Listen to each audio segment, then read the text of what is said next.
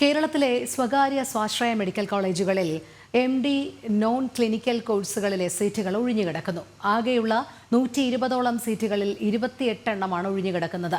Non clinical സീറ്റുകൾ ഒഴിഞ്ഞുകിടക്കുമ്പോൾ വിദ്യാർത്ഥികൾ താൽപ്പര്യം കാണിക്കുന്ന ക്ലിനിക്കൽ PG കോഴ്സുകളുടെ സീറ്റ് എണ്ണം രോഗികൾക്ക് ആനുപാതികമായി വർദ്ധിപ്പിക്കാൻ ആവശ്യമായ നടപടിയും സർക്കാർ സ്വീകരിക്കുന്നില്ല. 2024 അധ്യയന വർഷത്തെ പ്രവേശന നടപടികൾ പൂർത്തിയായ ഘട്ടത്തിലാണ് കണക്കുകൾ പുറത്തുവന്നത്. സർക്കാർ മെഡിക്കൽ കോളേജുകളിലെ ക്ലിനിക്കൽ, നോൺ ക്ലിനിക്കൽ കോഴ്സുകളിൽ മുഴുവൻ സീറ്റുകളിലേക്കും വിദ്യാർത്ഥികൾ എത്തിയെങ്കിലും സ്വകാര്യ സ്വാശ്രയ മെഡിക്കൽ കോളേജുകളിൽ MD നോൺ ക്ലിനിക്കൽ കോഴ്സുകളിൽ 25% സീറ്റുകൾ ഒഴിഞ്ഞുകിടക്കുകയാണ്. രോഗീ പരിചരണത്തിന് അവസരമില്ലെന്നതിനാൽ ലക്ഷങ്ങൾ ചിലവിട്ട് മെഡിക്കൽ പഠനം പൂർത്തിയാക്കിയാലും തൊഴിൽ രഹിതരാവുമെന്ന ആശങ്കയാണ് ഇതിനു കാരണമെന്നാണ് നിഗമനം.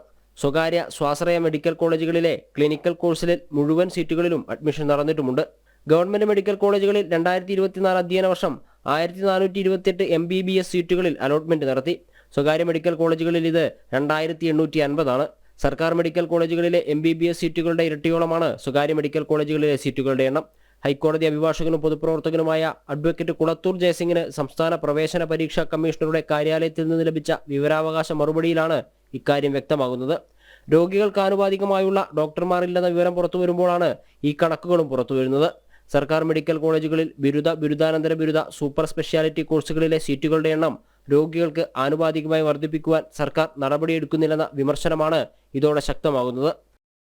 ജനം, കോഴിക്കോട്.